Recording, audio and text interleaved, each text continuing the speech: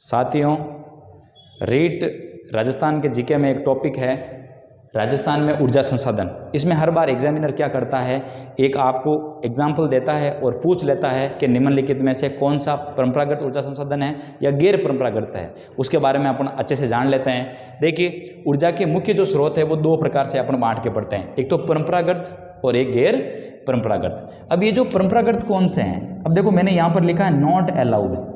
Not allowed का मतलब ये है कि इनका उपयोग वापस दोबारा नहीं होगा एक बार अगर ये पूरे ख़त्म हो गए तो। जैसे एग्जांपल कोयला, अगर कोयला एक बार ज़मीन में से निकाल के पूरा यूज़ ले लिया तो नया फिर कोयला अलग से नहीं बनेगा। तो ये कोयला जो है ये परंपरागत ऊर्जा स्रोत के अंतर्गत आता है। दूसरा प्राकृतिक गैस और जो भी है तेल। तो अब एग्जामिनर क्या करेगा, एक एग्जाम्पल देगा और पूछ लेगा कि कौन में से परंपरागत है और कौन सा गैर परंपरागत है।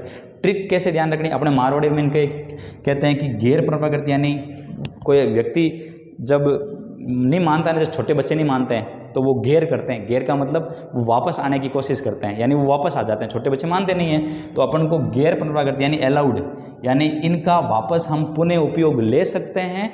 किनको, गैर परंपरागत को, लेकिन परंपरागत जो ऊर्जा स्रोत हैं उनको हम उपयोग में नहीं ले सकते। इनके एग्जाम्पल समझते हैं, जैसे सौर ऊर्जा, आपने देखा होगा इसका वापस उपयोग लिया जा सकता है। पवन ऊर्जा, भूतापीय ऊर्जा, आपकी ज्वारीय तरंग ऊर्जा, बायोगैस ऊर्जा, बायोमास ऊर्जा।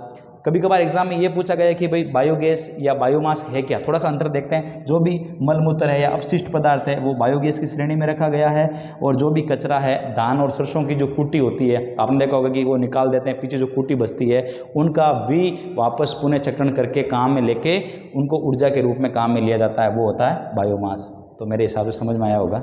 धन्यवाद।